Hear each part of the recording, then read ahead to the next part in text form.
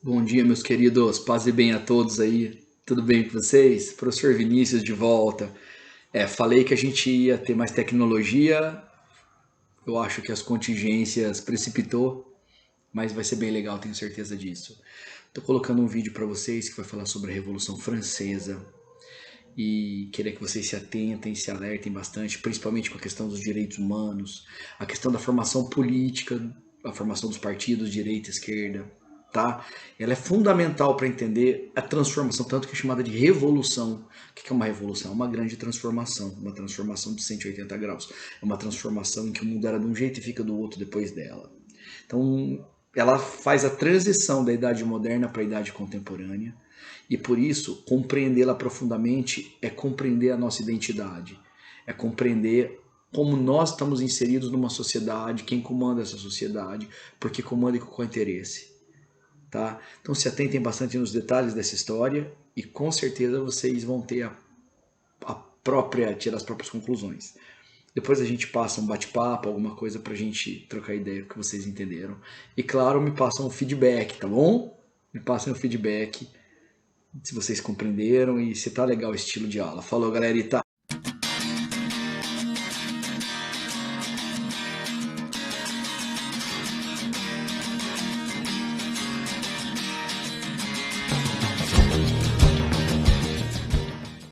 Bom, vamos começar então a nossa aula sobre a Revolução Francesa, hein?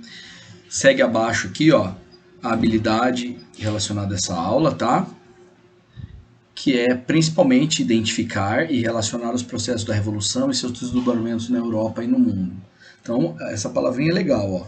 Quais são os seus desdobramentos? Processo e depois os seus desdobramentos na Europa e no mundo. Então, a gente vai ter que falar ainda mais pra frente sobre o Napoleão Bonaparte e tudo mais, mas não vai ser o sentido dessa aula agora, tá bom? A crise do absolutismo francês. Então, vamos dizer que a França ela tinha uma rígida organização social do antigo regime. Funcionava mais ou menos assim. A França daquela época era dividida em 3 ordens sociais. O primeiro estado, que era o clero, o segundo estado, que eram os nobres, e o terceiro estado, que era o resto, a burguesia e o povo. Tá? E desde o século XVIII, vocês já viram isso em aula, que era totalmente contestada já pelo pensamento dos iluministas, esse tipo de ordem. Qual era o principal foco dessa crítica? O poder absolutista. A ideia do antigo regime, principalmente desde as ideias econômicas como as ideias políticas. Tá? Então aqui ó, a gente tem aqui uma representação do que eu quero falar para vocês. Então, a gente vai começar dizendo que a França, desde o século XV, já vinha com o capitalismo se desenvolvendo a passos largos. Você tem o surgimento de uma burguesia que ganhava cada vez mais importância e prosperidade. Tá? Do que vivia essa burguesia? Principalmente indústrias que estavam surgindo ali, empréstimos a juros bem altos e comércio, principalmente com o Oriente. Mas o Estado absolutista francês representava um obstáculo aos negócios da burguesia. Que obstáculo era esse? Então você tinha esses ambos aqui, ó, servindo como obstáculo. Vou pegar aqui os nobres.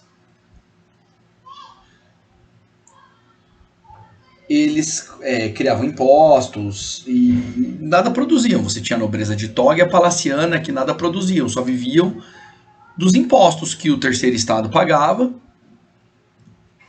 e pouco ou nada produzia para a França. As coisas começaram a se agravar dessa forma. É claro, muitas empresas começaram a falir, gerando desemprego, fome nas cidades.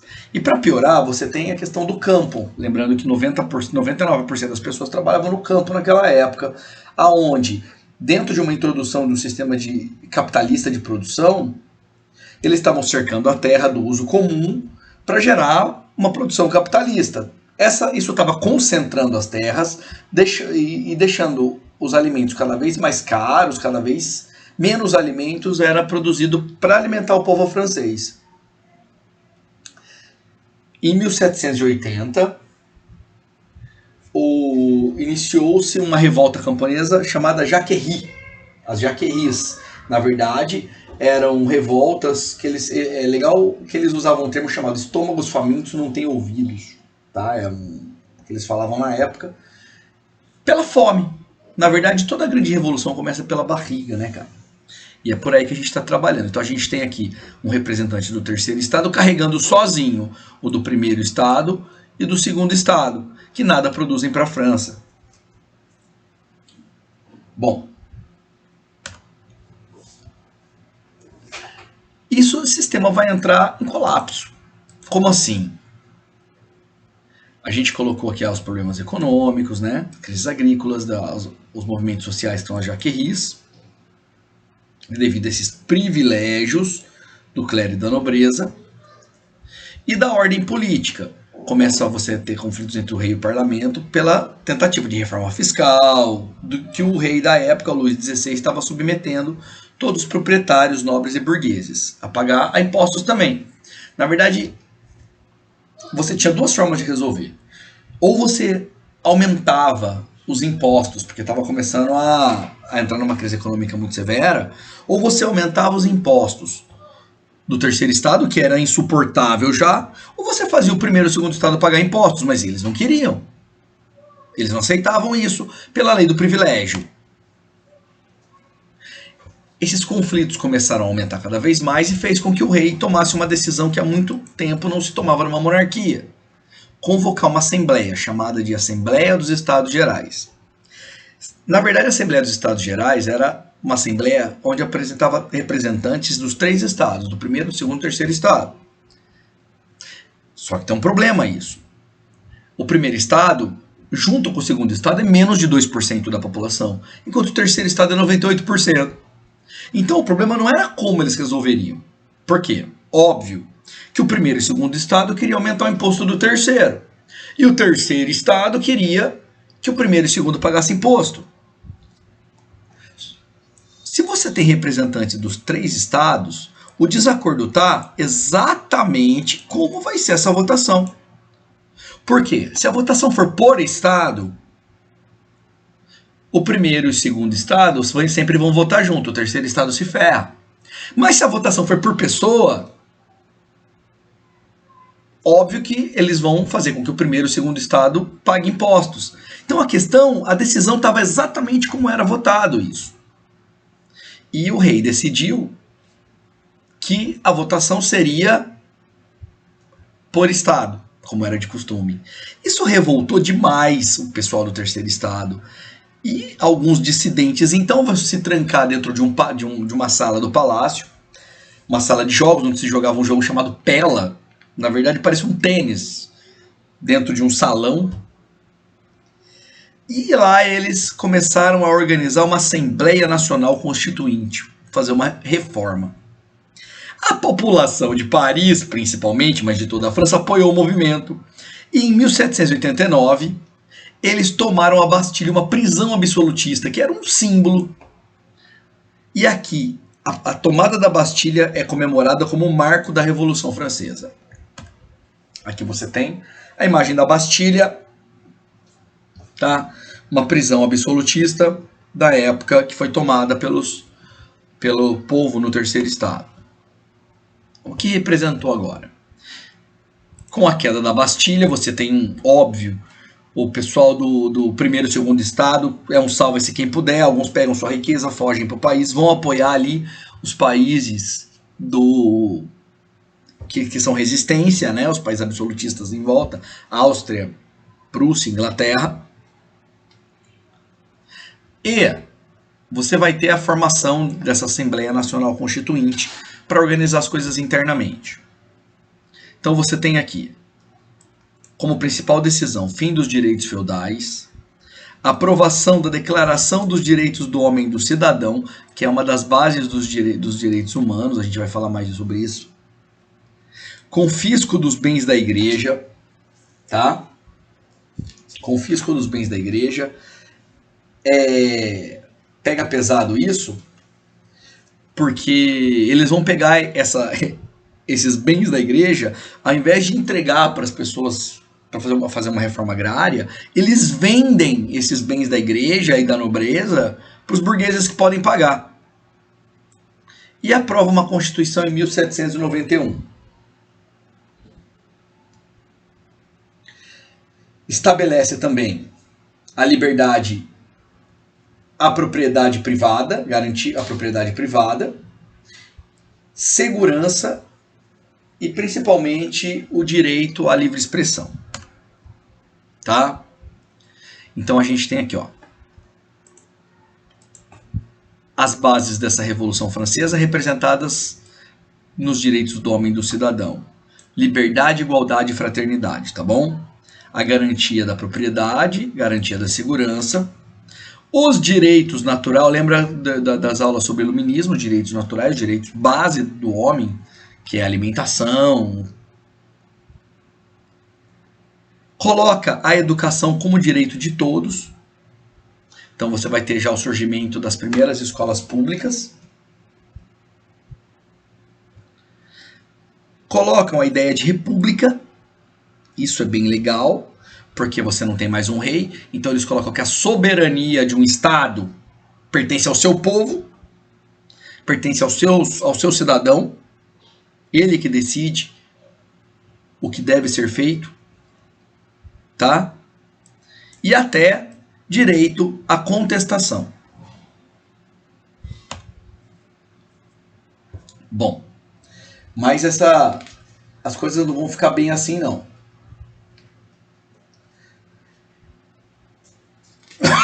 Perdão. Então nós temos o avanço da Revolução. Essas mudanças propostas não agradam as camadas populares. Eles continuam famintas, continuam sem terras. Aumenta uma crise econômica, um processo inflacionário. O rei, por sua vez, que continuava vivo, continuava sem poder nenhum, mas continuava na França, ele tenta fugir para apoiar as potências absolutistas para a Áustria.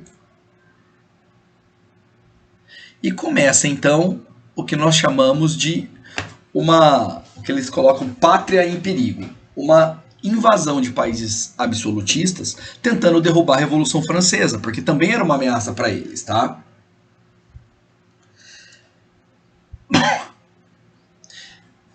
Aqui você vai ter então, nesse pressuposto, a queda da monarquia constitucional em 1792 e a instalação de um comando não mais pelo rei, que está preso depois da tentativa de fuga, mas da Convenção Nacional.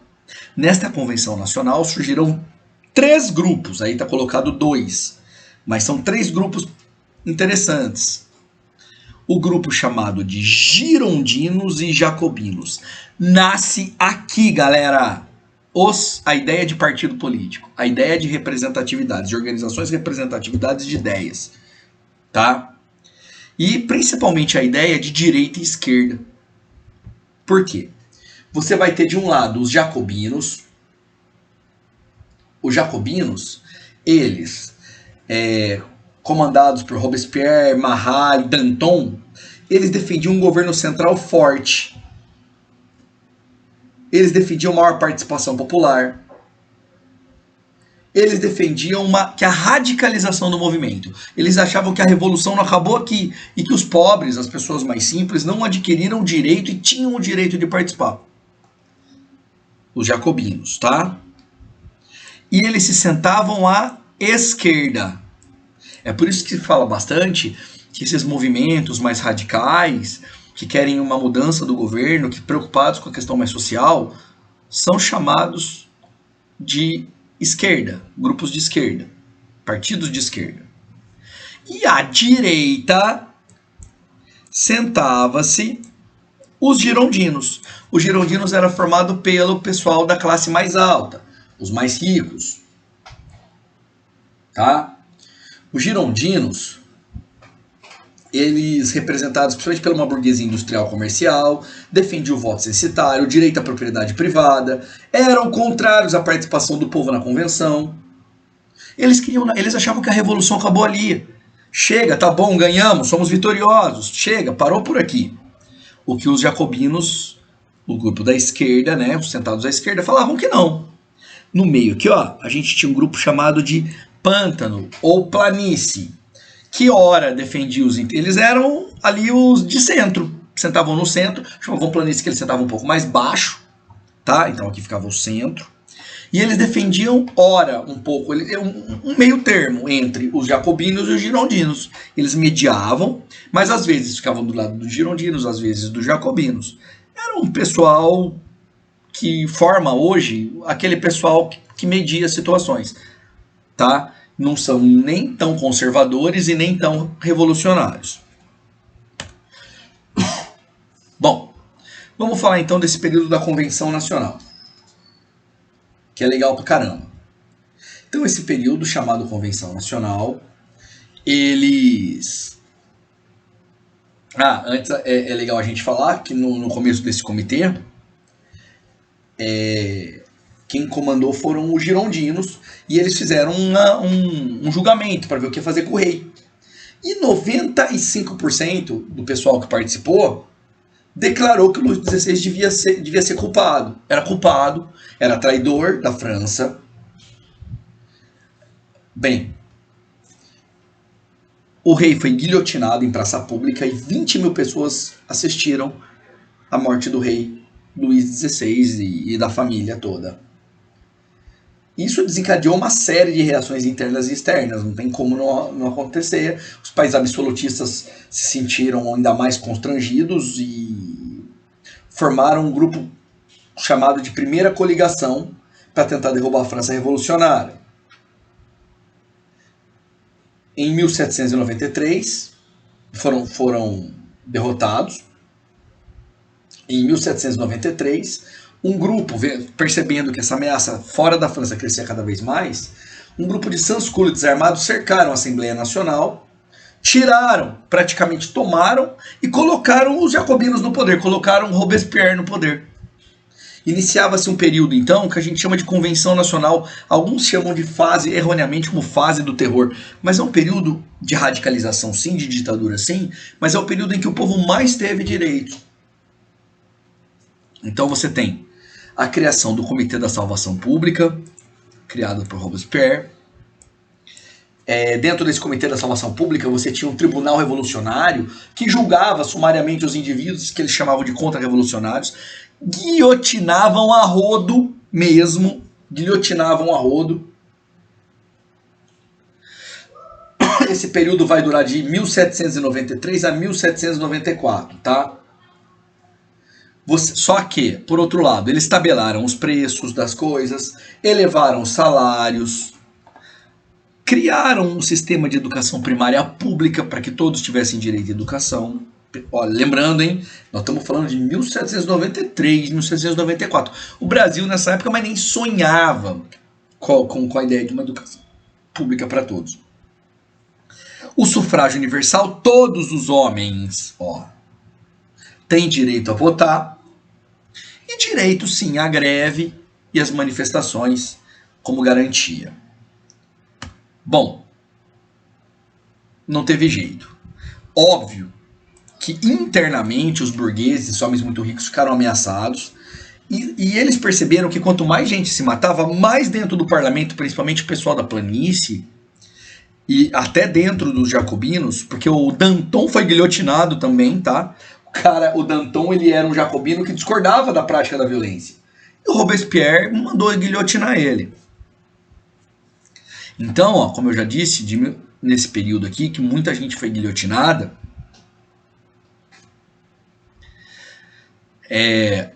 você vai ter o que a gente chama de reação termidoriana. No dia que eles chamam de 9 Thermidor, que eles mudaram o calendário, porque o calendário lembra a igreja, e eles são anticlericais, anti-clero, ele vai perdendo apoio e é executado em 1794, e inicia-se uma nova fase, chamada de O Diretório, que vai de 1795 a 1799. Tá? O que seria o Diretório? É um governo da alta burguesia e forças armadas. Diretório porque era por sorteio eleitos 5 girondinos que iam comandar a França nesse período. Então eles desfizeram praticamente tudo, criaram uma nova constituição, eles fizeram tudo que os jacobinos haviam feito durante o período que eles chamavam de fase do terror, entrou para a história como fase do terror. Eles procuraram consolidar as conquistas burguesas, garantir a propriedade privada, desfizeram a questão da reforma agrária, tá? E já nesse período começou a aparecer a figura de um cara muito importante, tá? Que é o Napoleão Bonaparte. Porque os militares iam ganhando, quanto mais crise você tinha nesse período, cada vez mais os militares ganhavam importância e proeminência. E o Napoleão começou a ser consagrado como um salvador da pátria, por girondinos, e também por ala dos jacobinos. Impressionante, que não aguentava mais essa briga, essa violência e o prejuízo da França econômico, político e tudo mais. Nós temos outra figura importante também, um cara chamado Graco Babeuf, que ele criou um negócio chamado a conspiração dos iguais. Ele queria implantar uma reforma agrária durante esse período do diretório, e a ponto do diretório de criar uma lei que condenava à morte quem fosse a favor da reforma agrária. Ou seja, cara, o direito da posse da terra é dos ricos. A gente não vai gerar essa igualdade, vamos lutar com todas as forças, com todo o sangue possível, para que os pobres não tenham direito, para que as pessoas não tenham direito à terra. Bom, e assim então que no dia 18 de Brumário, por isso o nome do golpe 18 de Brumário, Napoleão Bonaparte cerca e derruba o diretório, iniciando uma nova fase que é da Revolução Francesa, que é a chamada Era Napoleônica. Nós temos aqui então umas imagens que eu colhi aqui para a gente refletir, que é a guilhotina, né? Como é que funcionava uma guilhotina? O cara punha a cabecinha dele aqui, o carrasco soltava a cordinha, a cabeça dele caía num balde que ficava aqui embaixo. Aqui você tem uma provável feição do Maximilien Robespierre, líder jacobino, tá? E aí, galerinha, entenderam direitinho? Tranquilidade total? Então tá bom, então.